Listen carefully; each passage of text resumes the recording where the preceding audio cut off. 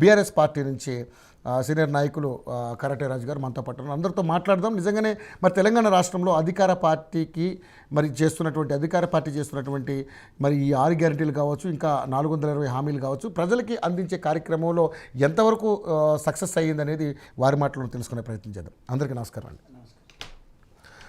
వెంకటనాయక్ గారు, కాంగ్రెస్ పార్టీ అధికారంలో ఉంది.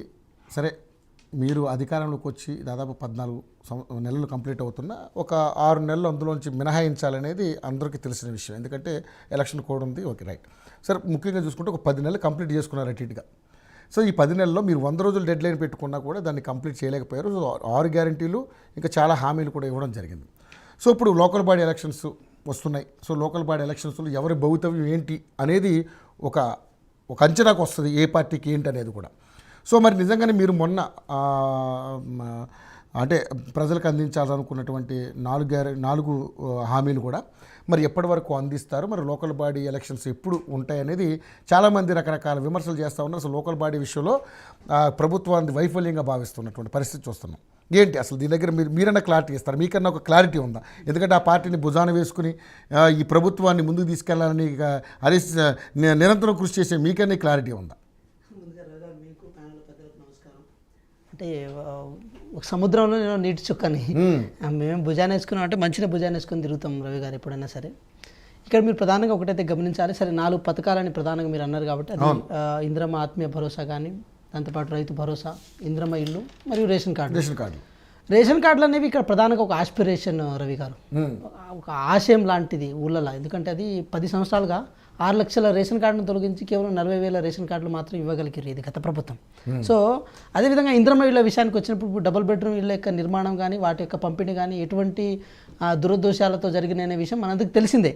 కాబట్టి ఇంద్రమ్మ ఇళ్ళ విషయంలో కూడా ఆస్పిరేషన్స్ పెరిగినాయి. సో ఇక్కడ మీరు చూడండి, రేషన్ కార్డులు కానీ, ఇంద్రమ్మ ఆత్మీయ భరోసా కానీ, లేకపోతే మనకు రైతు భరోసా కానీ, ఇవన్నీ చూసుకున్నప్పుడు మనం ఒకసారి సరే, రైతు భరోసా అనేది రైతు బంధు రూపేణ అది నిరంతరం జరుగుతున్న ప్రక్రియ, అది ఇంకా జరుగుతుంది. ఏది 5,000 గత ప్రభుత్వం ఇచ్చేది మేము ఇప్పుడు 6,000 ఇస్తున్నాము, ఇవ్వబోతున్నాం. ఇది ఏదైతే మనకు ప్రతి మండలంలో ఒక పైలట్ ప్రాజెక్టుగా ఒక విలేజ్ని తీసుకున్నప్పుడు, సపోజ్ మాది పాలేరు నియోజకవర్గం అండి, పాలేరు నియోజకవర్గంలో కూసుమంచి మండలం అనుకున్నప్పుడు, కూసుమంచి మండలంలో ధర్మాతండ అనే ఒక విలేజ్ ఉంటుంది. ఆ ధర్మాతండాలో ఈ 4 పథకాలని, కేవలం రైతు భరోసా ఒకటే కాదు రవి గారు, ఈ 4 పథకాలని పైలట్ ప్రాజెక్ట్గా తీసుకొని అక్కడ ఏదైతే మనం పారామీటర్స్ ఓరియంటేషన్గా మనం అర్హుదారులను, లబ్ధిదారులను దగ్గర నుంచి మనం డేటా తీసుకున్నాం, ఆ డేటా ప్రకారం వాళ్ళకి డిస్ట్రిబ్యూట్ చేయడం. ధర్మాతండ అనే ప్రాంతం నుంచి ఫర్ ఎగ్జాంపుల్ చెప్పాలంటే ఒక 93 లక్షల వరకు అక్కడ డిస్ట్రిబ్యూట్ జరిగింది, ఇది రైతు భరోసా పేరున. అదేవిధంగా ఇంద్రమ్మ ఇళ్ళ పేరు ఎంపీడీ ఆఫీస్లోనో లేకపోతే ఎంఆర్ఓ ఆఫీస్లోనో కనుక అప్లై చేసుకుని అది కంటిన్యూస్గా జరిగే ప్రక్రియ ఉంటుంది. రవి గారు, నేనేమంటున్నా, ప్రభుత్వం ఈ 4 పథకాల మీద ప్రభుత్వం తీసుకున్న ఒక విజను, ఆ విజన్ ప్రాజెక్ట్లో భాగంగా ట్రాన్స్పరెన్సీ పెరగడం కోసం రవి గారు ఇక్కడ మీరు చూడండి, చాలామంది అంటున్నారు ఏది త్వరితగతిన ఏయచ్చు కదా ఎందుకు దాన్ని డిలే చేస్తున్నారు అంటున్నారు.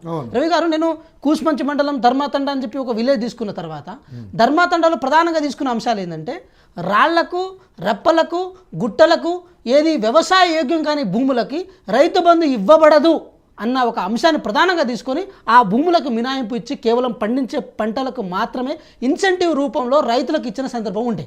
దానికోసమే ప్రతి మండలంలో ఒక విలేజ్ని తీసుకున్నాం. ఎస్, ఇది ఇక్కడ సక్సెస్ అయింది, ఆ ప్రక్రియ అయిపోయింది. ఇప్పుడు అదే ప్రక్రియలో అన్ని గ్రామాల్లో సక్సెస్ అయిందని మీ గ్రామంలో ఒక దాని గురించి చెప్తున్నారు, కానీ చాలా గ్రామాల్లో ఎక్కడ కూడా గందరగోళ పరిస్థితులు, రకరకాల ఇష్యూస్, రేషన్ కార్డుల విషయంలో కావచ్చు, అన్ని విషయాలలో కావచ్చు, చాలా పెద్ద ఇష్యూస్ జరిగినాయి. అధికారులు కూడా వాళ్ళకి సమాధానం చెప్పలేక అక్కడి నుంచి వైదొలిగినటువంటి పరిస్థితి కూడా ఉంది. అది ఎందుకు చెప్పట్లేదు రవి గారు? మీరు చూడండి, ఇక్కడ ఏంటంటే ఎప్పుడైనా సరే 10 సంవత్సరాల కాల పరిమితిలో నాకు రాదని అనుకున్నప్పుడు, ఇక్కడ నాకు వచ్చే అవకాశం ఉన్నప్పుడు ఆటోమేటిక్గా నాలో పోటీతత్వం పెరుగుతుంది. దాన్ని మనం గందరగోళంగా చూడాల్సిన అవసరం లేదు, అది ఆస్పిరేషన్గా మనం చూడాలి. ఇప్పుడు నేనే ఉన్నాను అనుకోండి, నా కుటుంబం ఉందని అనుకోండి, నా కుటుంబానికి ఈ ప్రభుత్వంలో రేషన్ కార్డు వస్తుందని నమ్మకం ఉంది, నా కుటుంబానికి ఈ ప్రభుత్వంలో ఇంద్రమ్మ ఇల్లు వస్తుందని నమ్మకం ఉన్నప్పుడు నేను అరుస్తాను, నేను గేలి పెడతాను, నేను అధికారులను ప్రశ్నిస్తాను, నా పేరు ఉండాలని నేను కోరుకుంటాను. కానీ అధికారులు చాలా చోట్ల, సరే కొన్ని చోట్ల అధికారులను వాళ్ళను ఏది ప్రజలను గైడ్ చేసే విషయంలో, ఆశావాదులను గైడ్ చేసే విషయంలో చిన్న మిస్టేక్స్ అయితే జరిగి ఉండొచ్చు. కానీ గైడ్ చేయాల్సిన విషయం ఏంటంటే, ఇప్పుడు పార్లమెంట్లో ఒక ప్రతిపాదిత బిల్లు పెడతాం, అసెంబ్లీలో ఒక ప్రతిపాదిత బిల్లు పెడతాం, అదేవిధంగా గ్రామ సభలో కూడా ఒక ప్రతిపాదిత ఏది జాబితాను పెడతాం. పెట్టినప్పుడు చేర్పులు ఉంటాయి, మార్పులు ఉంటాయి. మార్పులు చేర్పులు చేయాల్సిన అవసరం ఉందని చెప్పి అధికారులు ప్రజలకు వివరించాల్సిన బాధ్యత ఉండే. అది కొన్ని చోట్ల లోపించిన కారణం చేత జరిగిన ప్రక్రియ. ఇప్పుడు ఫర్ ఎగ్జాంపుల్ మీరు పాడి కౌశిక్ రెడ్డి గారు ఉన్నారు. ఇప్పుడు దాన్ని అంటే మనకు దురదగుండ ఆకు అది ఉంటుంది, మనం పోతున్నప్పుడు ఎక్కడొకటి దాన్ని గెలుక్కొని గోక్కుంటాం కదా, అలాంటి టైప్లో ఉన్న పాడి కౌశిక్ రెడ్డి గారు గ్రామ సేవకులు పోయి ఏదో గులాబీ పువ్వు ఏదో ఇచ్చి దాన్ని ఏదో రిక్వెస్ట్ చేసే ప్రయత్నం చేస్తున్నారు. వారి మీద కోడిగుడ్లు దాంతోపాటు టమాటాలు పడ్డాయి. సరే పడలేదని చెప్పి తర్వాత క్లెయిమ్ చేసుకున్నారు. అంటే అక్కడ సందర్భం ఏమైనా వచ్చి ఉండే, అక్కడ ప్రభుత్వం ఏదైతే ప్రతిపాదిత అంశాలను చేస్తున్నప్పుడు ఈయన పోయి దాన్ని రాంగ్ రూట్లో తీసుకెళ్లే ప్రయత్నం చేసింది. అంటే అంశాన్ని సెన్సిటివ్గా చేస్తే దాని సెన్సేషన్ అవుతుందని అనుకున్నారు. అయితే కొన్ని చోట్ల ఇలా చెదురుముదురు ఘటనలు జరిగినాయి. కొన్ని అధికారుల సరే చాలా మంది అధికారులు 99% అధికారులు ప్రాపర్ వేలో గైడ్ చేసినగా 1% ఏదైతే ఉందో అది మీడియా ముందు కనపడది. కానీ మేమేమంటున్నాం, దాన్ని మేమేం సప్రెస్ చేస్తలేము. It also come under the democracy అంటున్నాం. ఆ డెమోక్రసీలో అది కూడా భాగమని అంటున్నాం. కానీ ఈ వేదిక ద్వారా, ఏమిటి వేదిక ద్వారా పెద్దల సమక్షంలో నేను తెలంగాణ ప్రజలకి, నేను ఒక సామాన్య కార్యకర్తగా నేను చెప్పే విషయం ఏమవుతుందంటే, గ్రామ పంచాయతీ ఎలక్షన్ని బేస్ చేసుకొని ఈ 4 పథకాల అమలు చేస్తామని చెప్పి ఒక సంకుచిత మనస్తత్వంతో కాంగ్రెస్ ప్రభుత్వం ఎక్కడ ఆలోచిస్తలేదు. మేమేమంటున్నామంటే గత ప్రభుత్వంలో చేయనివి ఈ ప్రభుత్వం మేము చేసి చూపిస్తాం. నిజమైన లబ్ధిదారుల యొక్క వాళ్ళ అప్లికేషన్ తీసుకుని వాళ్ళకి న్యాయం చేసే ప్రక్రియ ఏమైనా జరిగిందా? కేవలం దాటవేసే కార్యక్రమం ఏమైనా చేశారు? ఛాన్సే లేదు రవి గారు. ఇప్పుడు ప్రతి నియోజకవర్గానికి 3500 వరకు ఇళ్ల కేటాయింపు జరిగినప్పుడు ఏది ఈ సంవత్సరానికే రవి గారు, నా మాట మీరు అర్థం చేసుకోండి. ఈ ప్రక్రియ ఈ డిబేట్ తో ఆగిపోయేదో, ఈ గ్రామ సభతో ఆగిపోయేదో, ఈ ప్రక్రియతో ఆగిపోయేది కాదు. ఈసారి 3500 వచ్చినప్పుడు నెక్స్ట్ సార్ 4000 వస్తుంది, ఆ నెక్స్ట్ సార్ 5000 వస్తుంది. ఆల్రెడీ సంవత్సరం కంప్లీట్ అయింది. అలాంటప్పుడు మీరు 7000 ఇవ్వాలి కదా, 3500. నేను కంక్లూడ్ చేస్తాను రవి గారు. నేను ఏమంటున్నా అంటే, ఎప్పుడైనా సరే ఒకటి మనం గమనించాలి ఏంటంటే, ఒక అంశం ఛానలైజ్ అయ్యేటప్పుడు, ఏది ప్రాపర్ వేలో ఛానలైజ్ కావాలనుకున్నప్పుడు ప్రతిదీ సర్దుబాటు చేసుకొని పోతాం. ఇప్పుడు ఫర్ ఎగ్జాంపుల్ ఒక ఇల్లు కడతామని అనుకున్నాం రవి గారు, ఒక ఇటుక వేస్ట్ కావద్దు, ఒక సిమెంట్ బస్తా వేస్ట్ కావద్దు.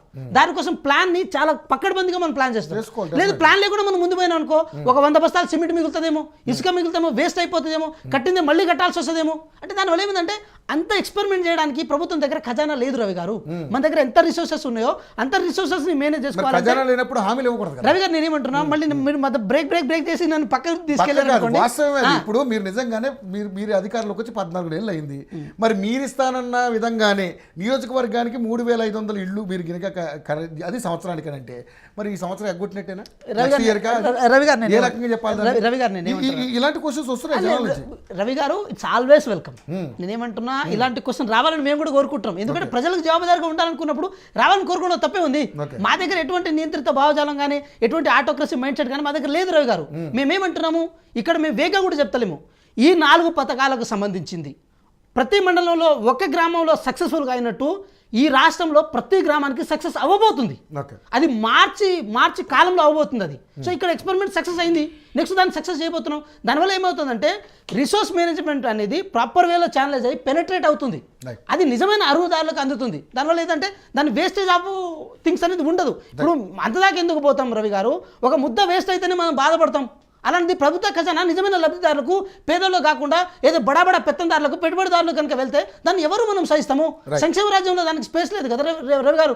నా మాట మీరు అర్థం చేసుకున్నారని అనుకుంటున్నాను. రైట్. దాని మీద మంచి ఇప్పుడు సుదీర్ఘంగా చర్చించిన తర్వాత క్లారిటీ వస్తుంది. Thank you. రాజు గారు మీకు బీఆర్ఎస్ పార్టీ నుంచి